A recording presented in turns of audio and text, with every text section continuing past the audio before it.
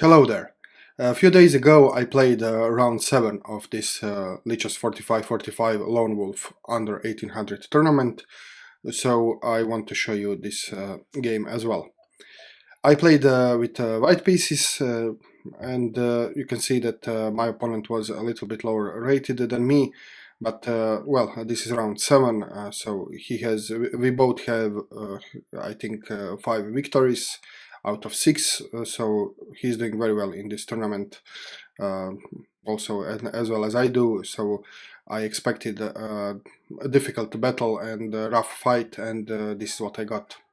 So I started the game with e4, so my usual way to start the game. He responded with d5, so now he's playing the Scandinavian defense. I took, he takes d5 here, and well, the usual response is just to take the pawn, and then after knight c3, he has 3 options, and this is one is to retreat the queen back to d8. This is the variation which John Bartholomew advocates. Another one, more classical, is to just go to d6 or to go with the queen with a5. So this is usually how Scandinavian defense works. But he played a little unorthodox move, but still a good move, approved by theory. It's knight f6. So he's kind of gambiting the pawn, and I now have two options. I can either let him take the pawn and try to fight for the advantage in development. So I could just develop maybe bishop, knight. So I could just try to go with quick development and give up the pawn and take my advantage in tempi, because I will be, I think, 2 tempi up in this variation, because if he takes, for example, if I develop my knight, he takes the pawn, and then I have c4 at one moment with tempo, so he has to get back with the knight. So I can either keep the pawn with worst position, or I could give up the pawn and have a better position. I decided to be greedy this time, and I just wanted to stick to the pawn, so I played c4. He played e6, so if I want to stick to the pawn, I have to take, so d takes e6. Bishop takes e6, developing the bishop and taking the pawn. Knight f3, so just developing, and now he plays queen to e7. And now there are some tricks involved here. So you can see that this is the discovered check is a threat. He can just now take my pawn and with a check. So I have to do something about this, and I decided just to play queen to e2. So just to stop this discovery ideas. So now if he takes, I can just, of course I cannot take the bishop back because I will be pinned, but if he takes, I can just take the queen, and then after he takes my queen, I can win the piece. So he cannot now take the pawn. Knight to c6, so he's just developing, and now I have a chance to play d4, so to play in the center with the tempo, because now d4, and now threat is just d5, winning the piece. So this is a very nice opportunity that I can play d4 with the tempo. He now escapes this pin by playing bishop to g4. And well, computer doesn't like this move. Computer thinks that knight to f5 was much better. In fact, here he gives a variation plus 1.4. And well, I had several options here. So one option was to trade queens, and being a pawn up, and now not even such a bad position, because I have two center pawns. I mean, 2 pawns controlling the center. So I am controlling center squares with my pawns, and so the option is to take the queen, or just to play something like bishop e3. Blocking this idea of trading, and just play for better development. And well, I decided to take the queen. I decided to go to the endgame because I thought that I have a clear advantage in the endgame by being a pawn up. So I took the queen. He took back with his bishop, of course. Bishop e3, and now he could choose if he wants to castle long or short, and he decided to castle long. which I think is a very good choice because now his rook is immediately activated on a semi-open file. So like I said in some of my previous videos already, I approve of castling long if you can activate your rook. So if you have the d file which is open or semi-open, then it makes sense. So here it does make sense because now this rook is activated. Although he would have to at one point to play king to b8 maybe, and then he will lose this tempo, but for now on he has this. And now in this position I have to consider several things. First of all, my d4 pawn is under attack, so he's attacked twice and defended twice. But this knight is not a very good defender because he can just take the knight, and then I have one defender less, and then he can just take the pawn. So I have to think how to protect this pawn, and there are several possibilities. One is just to maybe to push the pawn, and well, but then you give up these two squares. You give up the control of these two squares, and he has some pieces which can occupy these squares. So I didn't want to play d5 here, and so I was thinking how to address this, and I decided to play knight b to d2. So now if he decides to take to remove my defender, so to take the knight, I can just take the knight back with my knight, and I will still defend the d4 pawn. He played knight b4, which is a good move, and I anticipated this move, so this is very nice square for knight, and it also threatens to play knight c2 with check and attack on the rook, so he has this fork. So he played knight b4, and I had to do something to stop this knight c2 idea, so I played king to d1 here, and well, now I can just start kicking his pieces and grabbing some space on the queen side, and his king is on the queen side, so there are several ideas now for white here. Just to say, the computer evaluation is plus 0.7, so you can see that me having a pawn up is a clear advantage here. And he decided to play a4, which is a little strange move. I didn't expect this. It has its benefits. For example, it frees the a7 square, so if he comes to c6, then he has this flight square if I want to kick this away. So because you can see on c6 he doesn't have many squares to go. Sorry. So maybe this was the idea.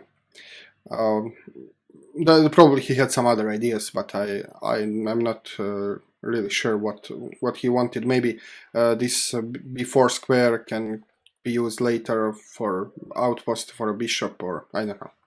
Anyway, I decided to kick this knight away, and he played a knight to c6. And well, now in this position I made my first mistake.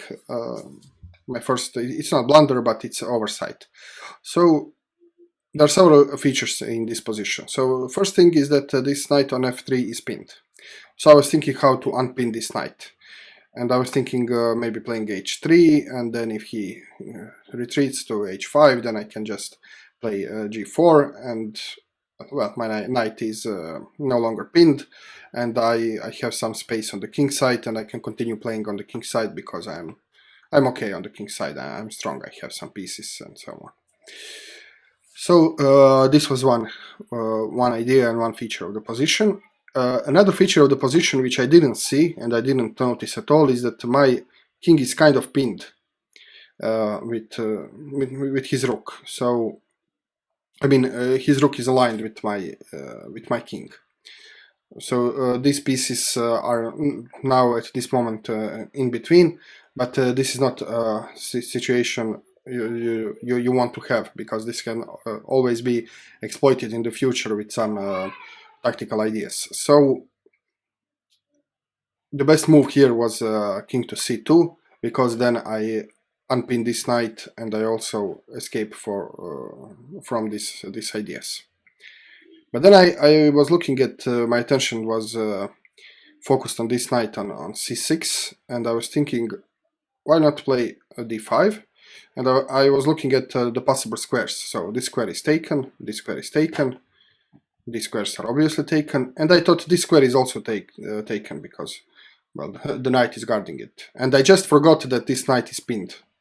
So this is what happens sometimes. So although I was just a few minutes before, when I was thinking about the position, I was aware of this pin, because I was thinking about h3 and g4 just to escape the pin. And then later on I was thinking about another candidate move, d5, and I forgot that this knight is pinned, although I knew it was pinned. So this is something just which happens in chess on my level, that I just cannot hold the whole position in my head. So I'm aware of some features of the position, and then I forget that I'm aware of this. I don't know. I cannot explain this. I guess this is just some lack of skill, I would say. Just I just forgot some features of the position which I have already noticed. So I played d5 here, and this was not a good move, because now he indeed has e5, and he plays knight e5, and only now I realize, oh, I cannot take this because my knight is pinned. So I had to to come up with some kind of plan B. So I played bishop e2, now finally unpinning the knight, and now I'm threatening to take the knight. He decided to trade his knight, and now computer would prefer me to take with the knight. And funny enough, if he would take back, computer wants me to take with my g-pawn, so that I end up with the bishop pair, which in this kind of position, which will soon be very opened, is a clear advantage. But I didn't think in these terms. I was thinking that I'm a pawn up, and that exchanges are good for me. So I played bishop takes f3, offering another exchange, which he accepted. So bishop takes f3, and now knight takes f3. And only now I started to realize that, my king is aligned with his rook. And he also saw this idea, and he decided to challenge my pawn, and he played c6. And now, okay, so this was, I would say, second oversight. So the first oversight was when I didn't see that that knight can jump to e5, and now I didn't see that my pawn can be challenged because it's pinned with his rook to my queen, to my king. So c6, and now I was like, oh, okay, so I will lose this pawn now, and I will no longer be a pawn up, and my king is in the center, and so on. But luckily, well, I'm saying luckily because this is pure luck, because I didn't see this, but luckily I have this move, which is very, very strong move, bishop b6, because now he moved both of his pawns and c pawns, and he created a very nice hole on b6 for my bishop. And well, luckily I had this very strong move, but this was not my merit, because I didn't predict this, but it just so happened. But okay, for my merit I can say that I noticed this move, and I played bishop b6. And well, what now? Now he has to move his rook, obviously. And if he moves his rook, say, to e6, then I can just grab the pawn, and I will still be a pawn up, and not just a pawn up, but he will have two isolated pawns, and I will have this nice pawn structure. So he doesn't want to move his rook. So he played rook to d6, and well, now I played bishop c5. And this is why I played bishop c5, because I thought that he has to play now bishop to d7, because if he plays bishop to d8, he'll just lose the bishop. He cannot play here, obviously, so he has to play bishop to d7. And then I thought I can play something like this, so knight to e5. I didn't play this, I was just thinking about this. And now, for example, if he moves away the rook, I will just take the bishop. If he moves his rook to c7, I can attack this rook again, and now he can he cannot save his rook.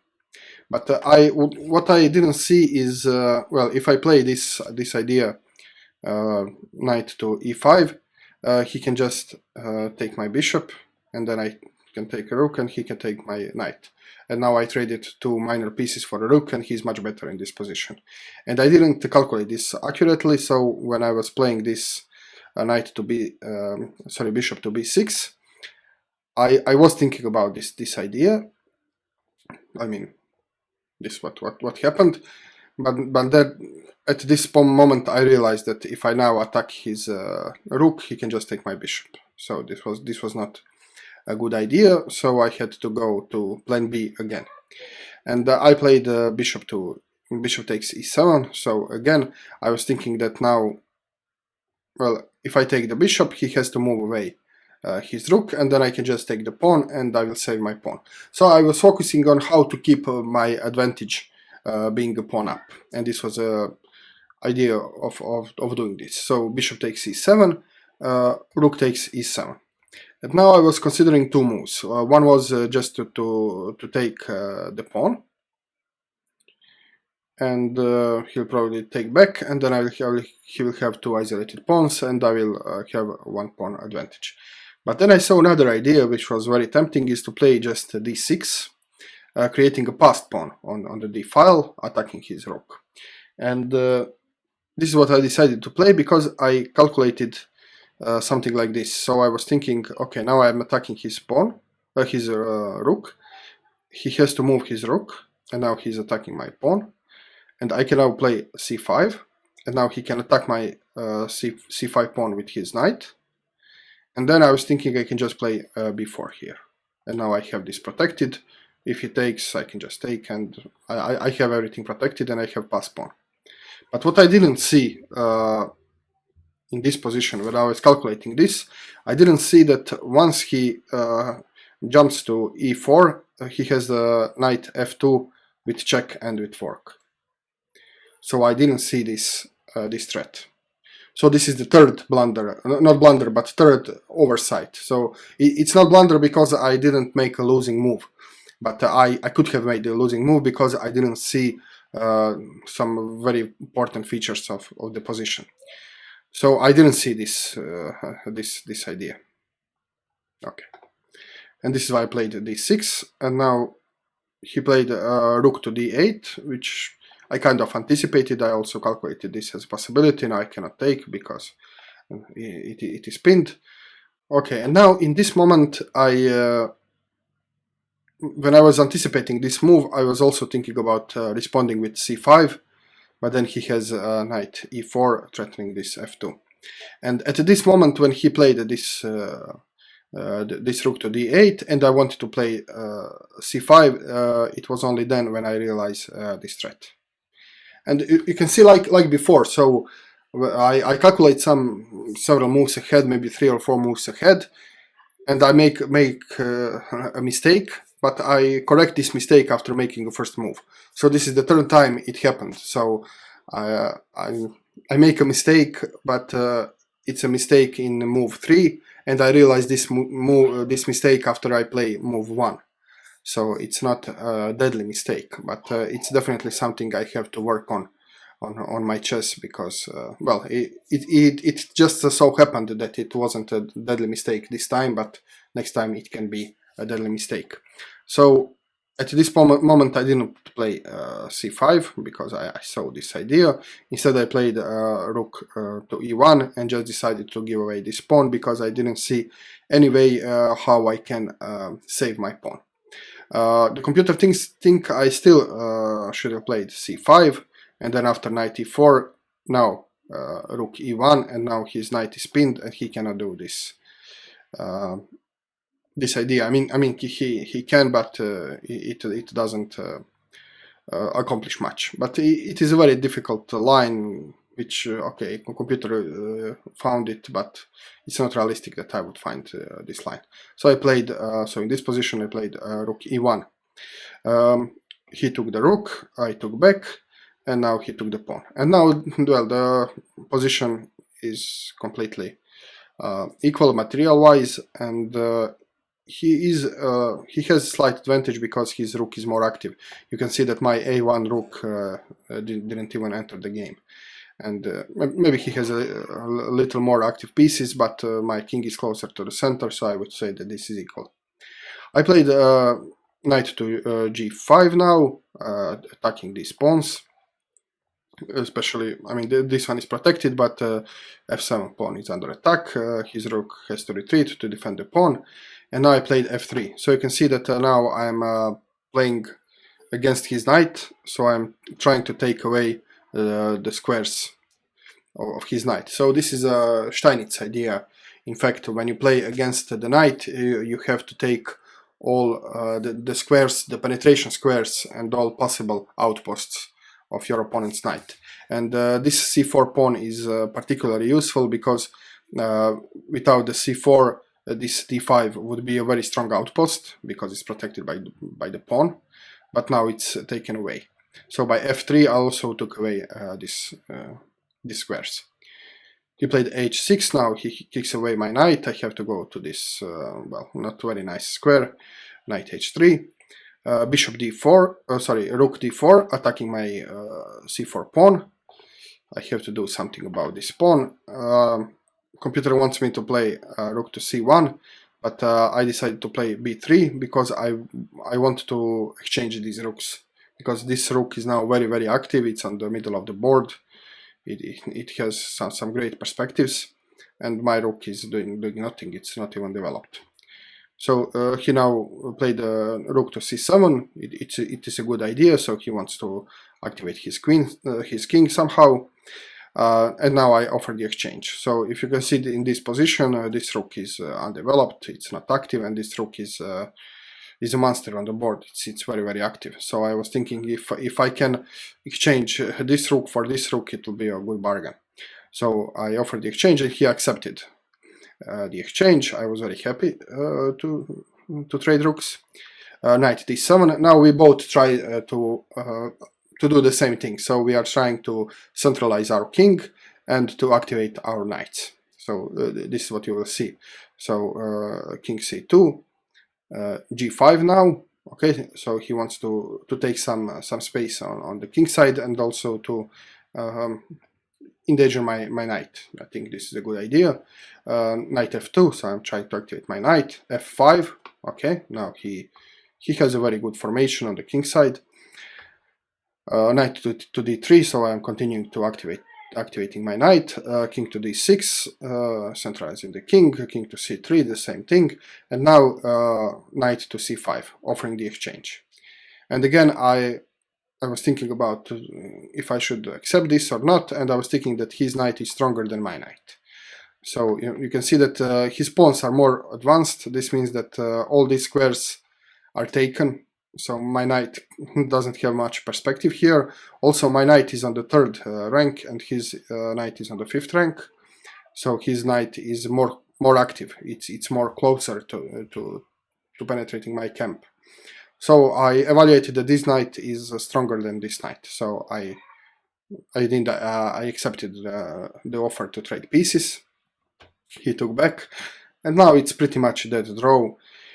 So I played b4, check. He took, I took with check. He retreated, I took the opposition. So you can see that now, well, now my king is actually more active than his. My king controls the center squares, and he cannot penetrate any further because I have the opposition, and my king is on the 4th rank, and he's on the 6th. But it doesn't mean much. I mean, it's technical draw. So he played b6, c5. Now we are playing just carefully. Neither of us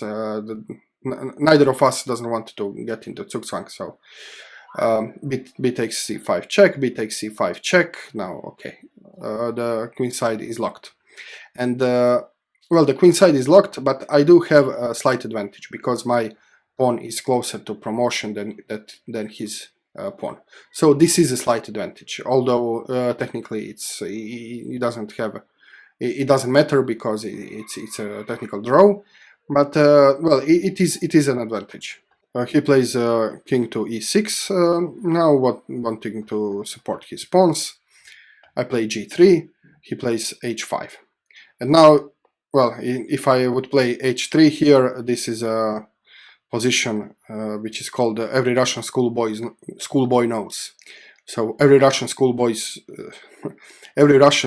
knows that if you have three pawns across 3 pawns, that you can break just by pushing the middle pawn. So this is well-known pattern. So I wanted to avoid this, and I played h4. And this is the first real blunder. This is a losing blunder. So at this position, the position is equal, and now it's clearly winning for black, because black has the following continuation. He can just play f4. Sorry. Black can just play f4 here. And well, if I don't want him to take and promote, I have to take. So g takes f4, and now g takes h4.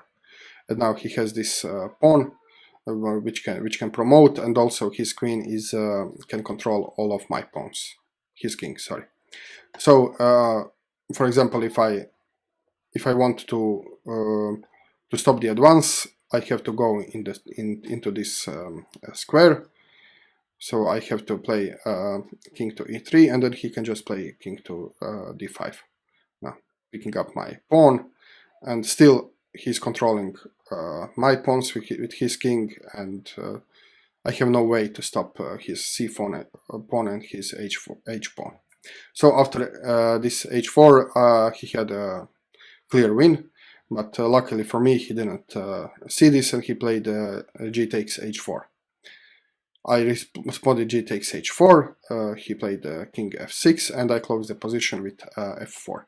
And now this is a dead draw, because all he has to do is just to go to and fro to e6 and f6, or he can go e6 and I don't know, d7, then back to e6, then back to f6, and so on. So he has just to walk between these squares, and there is no way I can penetrate or do anything. So I was thinking even of offering to draw, but okay, I was hoping that maybe he doesn't know some sneaky ideas, and then I could maybe even win if he makes some big mistake. So he played king to e6, I played king to c4, and now we could just go to and fro, and it will be a draw. But he decided to play king to d7, which, okay, it's not bad. He still controls everything. So if I want to play, I played here king to b4, and he just, so obviously I want to go this way, and he can just stop me by playing c4. And luckily he didn't notice this idea, and maybe he didn't know the pattern and the idea of outflanking. So he played knight to e6, and this is the losing move, because now I can do the outflanking maneuver. So king to a5, and well, now he played king to d7, attacking my pawn, but now I can just play king to b6. I'm defending my pawn, and also it's his move. He's in Zugzwang now. He has to make a move. All his pawns are blocked. He has to move his king, and wherever he moves his king, he can no longer protect his c6 pawn, because obviously this the d6 square is taken. So he resigned at this point, but well, if he would to move anywhere, I would just take the pawn, and then put my king on b7 or d7, and just promote. And he cannot do anything about this, and at this point he resigned. So okay, this was the game. I made 3 oversights and 1 blunder, and finally it was I had a winning position. I had a better position, not winning, but I had a better position most of the game, but I blew it up. I unnecessarily lost the pawn, which I could have saved, and then, well, he missed his opportunity to win. And finally, I won the game by just being lucky. Lucky that he made this blunder at the end. He was probably not aware of this pattern, of this outflanking idea, and he made an error, and I win the game. Well, this is how it goes in chess. It was a very good game. My opponent played very well. most of the game, and I think this game was instructive. It was instructive for me, and I hope also it is instructive for you. And now I want to show you just something else. I want to show you how I stand on this tournament. Like I said, this is round 7, so let me show you. Okay, so this is an official page of Lichess 4545 LoneWolf, and you can see that I'm currently number 3, ranked 3, but I have 6 points like number 1 and number 2, so we all have 6 points. So I'm basically sharing the first place with these two gentlemen. So let me click on full standing. Okay, so you can see this is I hope you can see, yes. So this is the standings, and you can see that well, my performance is very good. It's almost 2000 points. I think it's probably the best performance. I don't think anybody has this now. Okay, so at this moment I have the best performance, so 1998, so almost 2000 performance. I have 6 points, like gentlemen on the first and second place. And well, I think I have good chances to end up this tournament being being in top 3, and well, maybe even better. So now the psychological battle starts. So the next game I play with Mr. Fritzman. He's so number 1 at the point, and this next round 8 will be very interesting, and I have to say I'm a little bit excited, because if you can see, this has 141 players. Okay, we are all under 1800, but nevertheless, being at the top of the list is well, I'm very competitive, so I will not lie about it. So this makes me very excited. So we'll see the next game. I play this in 2 days, so I'll keep you posted. Okay, thank you very much for watching. I hope you'll find this video useful. If you did, please click the like button, subscribe to my channel, leave the comment below, and I will see you very soon. Cheers.